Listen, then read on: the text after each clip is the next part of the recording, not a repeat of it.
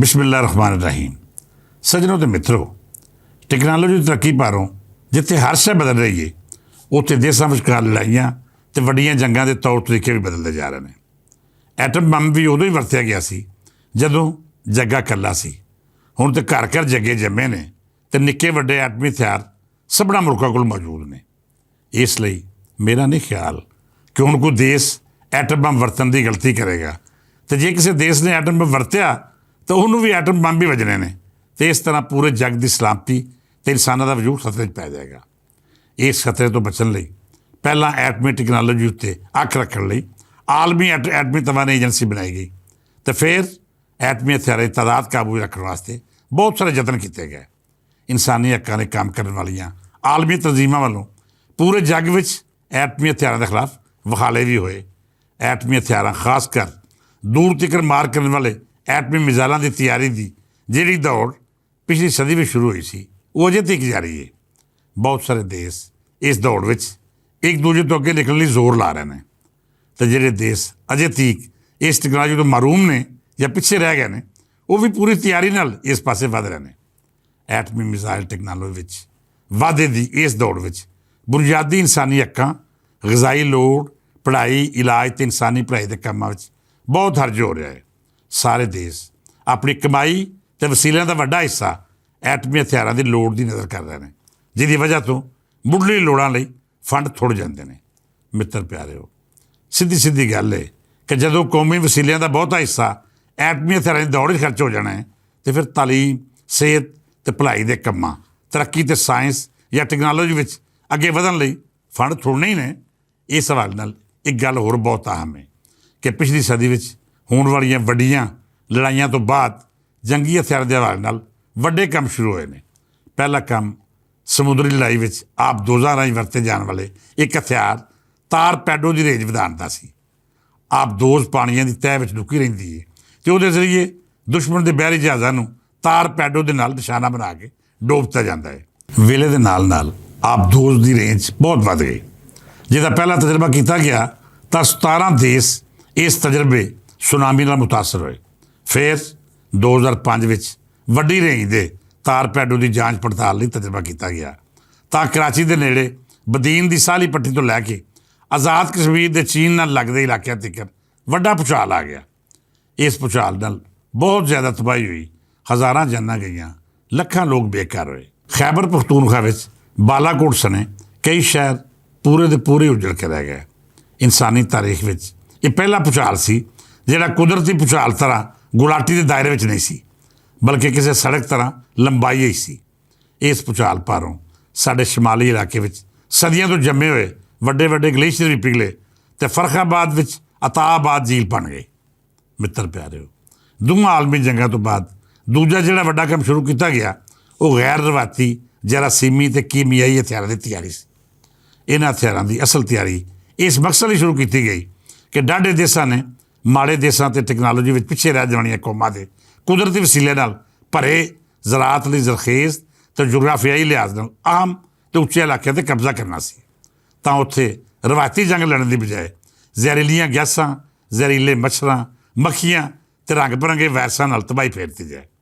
पिछले 10-12 वरियां तो मशहूर अमरीकी यहूदी सरमायादार बिल गेट्स की अमरीकी रियासत कैलीफोर्निया के एक वड्डे जंगल में कायम फैक्ट्री में रोज़ाना 30,000 अजिहे मच्छर तैयार किए जा रहे हैं, जोड़े इंसानी हलाकत लिए बहुत कारीगर ने। ये जरासीमी मच्छर ते मक्खियां एक निक्की जी डब्बी में हज़ारां तादाद आ जाते हैं। गैर रवायती जरासीमी ते कीमियाई हथियारां, जहरीली गैसां ते रंग रंग के वायरसां के तजर्बे नालों नाल जारी रहिंदे ने। चेते करोगे जदों एक जहरीली गैस के सिलेंडर नाल भरे एक ट्रक नूं लाहौर पुलिस के एक निक्के थानेदार ने पिछों फायर मारिया, तो उस फायर नाल ट्रक का पहिया फटण की बजाय एक सिलेंडर फाट गया।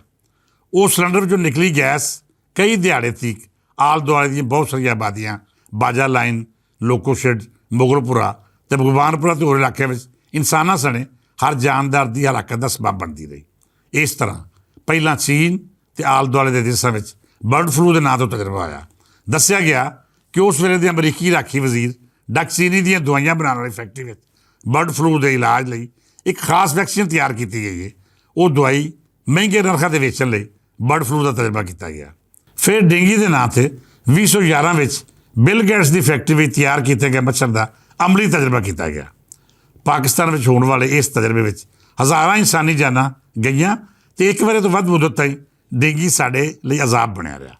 ਹੁਣ ਵੀ ਹਰ ਸਾਲ ਬਰਸਾਤ ਦੇ ਮੌਸਮ ਵਿੱਚ ਡੇਂਗੀ ਫਿਰ ਪਾਕਿਸਤਾਨ ਦੇ ਕਈ ਇਲਾਕਿਆਂ 'ਚ ਮਾਰ ਮਾਰਦਾ ਹੈ। ਅੱਜ ਕੱਲ੍ਹ ਵੀ ਰਾਵਲਪਿੰਡੀ ਸਣੇ ਪੰਜਾਬ ਦੇ ਖੇਤਰਾਂ ਵਿੱਚ ਡੇਂਗੀ 2019 ਵਿੱਚ ਉਹਨਾਂ ਦਾ ਤਜਰਬਾ ਚੀਨ ਇਹ ਤੇ ਕੀ ਗਈ ਤਰੀਕੇ ਤਿਆਰ ਗਿਆ ਬਹੁਤ ਹੀ ਖਤਰਨਾਕ ਸੀ। ਨੇਪਾਲ ਦੇ ਦੇਸ਼ ਤੇ ਆਲ ਦੁਆਲੇ ਦੇ ਕਈ ਵੱਡੇ ਤੱਕ ਲੱਖਾਂ ਇਨਸਾਨੀ ਜਾਨਾਂ ਤੇ ਫਿਰ ਕਰੋਨਾ ਦੀ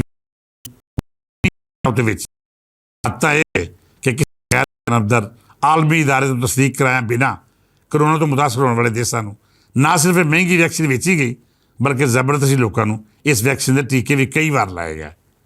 ਉੱਤੋਂ ਵੱਡੇ ਦੇਸ਼ਾਂ ਨੇ ਕਰੋਨਾ ਤੋਂ ਮੁਤਾਸਰ ਹੋਣ ਵਾਲੇ ਦੇਸ਼ਾਂ ਦੇ ਸ਼ਹਿਰੀਆਂ ਨੂੰ ਆਪਣੇ ਦੇਸ਼ ਵਿੱਚ ਵੜਨ ਲੱਗਿਆ ਕਰੋਨਾ ਵੈਕਸੀਨ ਲਵਾਉਣ ਦਾ ਸਰਟੀਫਿਕੇਟ ਪੇਸ਼ ਕਰਨ ਅਤੇ ਆਪਣੇ ਦੇਸ਼ ਵਿੱਚ ਵੜਨ ਤੋਂ ਪਹਿਲਾਂ ਹਫ਼ਤਾ 10 ਦਿਹਾੜੇ ਮਖਸੂਸ ਕੈਂਪਾਂ 'ਚ ਰਹਿਣ 'ਤੇ ਪਾਬੰਦੀ ਲਾ ਦਿੱਤੀ। ਮੁਤਾਸਰਾ ਦੇਸ਼ਾਂ ਤੋਂ ਬਾਹਰ ਜਾਣ ਵਾਲਿਆਂ ਲਈ ਇਹਨਾਂ ਪਾਬੰਦੀਆਂ ਉੱਤੇ ਅਮਲ ਕਰਨ ਲਈ ਮਜਬੂਰ ਕਰਤਾ ਗਿਆ। ਚੀਨ ਨੇ ਤਾਂ ਕਰੋਨਾ 'ਤੇ ਆਪ ਹੀ ਕਾਬੂ ਪਾ ਲਿਆ ਔਰ ਇਹਦੇ ਤੋੜ ਲਈ ਵੈਕਸੀਨ ਵੀ ਤਿਆਰ ਕਰ ਲਈ, ਪਰ ਬਾਕੀ ਦੇਸ਼ਾਂ ਨੂੰ ਕਰੋਨਾ ਨੇ ਬਹੁਤ ਹੀ ਜਾਨੀ ਅਤੇ ਮਾਲੀ ਨੁਕਸਾਨ ਪਹੁੰਚਾਇਆ।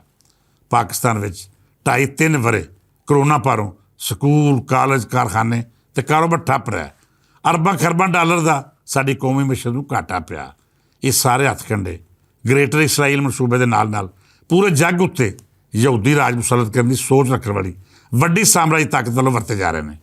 ਇਸਰਾਈਲੀ ਵਜ਼ੀਰ ਆਜ਼ਮ ਪਹਿਲਾਂ ਗਜ਼ਾ ਵਿੱਚ ਫਲਸਤੀਨੀ ਨਸਲ ਨੂੰ ਮੁਕਾ ਦੇਣ ਦੀ ਗੱਲ ਕਰਦਾ ਸੀ, ਹੁਣ ਉਹ ਖੁੱਲ੍ਹ ਕੇ ਸਿੱਧਾ ਇਹ ਤੜੀਆਂ ਲਾ ਰਿਹਾ ਹੈ ਕਿ ਜਿਹੜੇ ਮੁਸਲਿਮ ਦੇਸ਼ ਗ੍ਰੇਟਰ ਇਸਰਾਈਲ ਲਈ ਉਹਦਾ ਸਾਥ ਨਹੀਂ ਦੇਣਗੇ ਉਹਨਾਂ ਦੀਆਂ ਨਸਲਾਂ ਇਹਨਾਂ ਜਰਾਸੀਮੀ ਕੀਮਿਆਈ ਹਥਿਆਰਾਂ ਅਤੇ ਜ਼ਹਿਰੀਲੀ ਗੈਸਾਂ ਰੰਗ ਬਿਰੰਗੇ ਵਾਇਰਸਾਂ ਨਾਲ ਮੁਕਾ ਦਿਆਂਗੇ।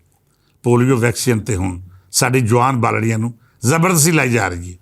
ਕੈਂਸਰ ਵੈਕਸੀਨ ਵੀ ਯਹੂਦੀਆਂ ਦੀ ਇਸੇ ਖੌਫਨਾਕ ਸਾਜ਼ਿਸ਼ ਦਾ ਹਿੱਸਾ ਹੈ। ਇਸੇ ਤਰ੍ਹਾਂ ਉਹ ਸਾਡੀ ਨਸਲ ਵੀ ਖਤਮ ਕਰਨ ਦਾ ਇਰਾਦਾ ਰੱਖਦੇ ਨੇ। ਇਸ ਹਵਾਲੇ ਨਾਲ ਖੈਬਰ ਪਖਤੂਨਖਵਾ, ਕਰਾਚੀ, ਅੰਦਰੂਨ ਸਿੰਧ, ਬਲੋਚਿਸਤਾਨ ਦੇ ਕਈ ਇਲਾਕਿਆਂ ਅਤੇ ਹੁਣ ਪੰਜਾਬ ਦੇ ਕੁਝ ਸ਼ਹਿਰਾਂ ਵਿੱਚ ਵੀ ਪੋਲੀਓ ਅਤੇ ਪੜਾਕੂ ਬਾਲੜੀਆਂ ਨੂੰ ਜ਼ਬਰਦਸਤੀ ਲਾਈ ਜਾਣ ਵਾਲੀ ਕੈਂਸਰ ਵੈਕਸੀਨ ਦੇ ਖਿਲਾਫ ਮੁਜ਼ਾਮਤ ਵਧ ਰਹੀ ਹੈ। ਮਿੱਤਰ ਪਿਆਰਿਓ, ਇਸ ਬਾਰੇ ਗੌਰ ਫਿਕਰ ਜ਼ਰੂਰ ਕਰਿਆ ਜੀ ਅਤੇ ਫੀਡਬੈਕ ਜ਼ਰੂਰ ਦਿਆ ਜੀ। ਅੱਜ ਲਈ ਇੰਨਾ ਹੀ, ਫਿਰ ਮਿਲਾਂਗੇ। ਇਜਾਜ਼ਤ ਦਿਓ, ਰੱਬ ਰੱਖਾ।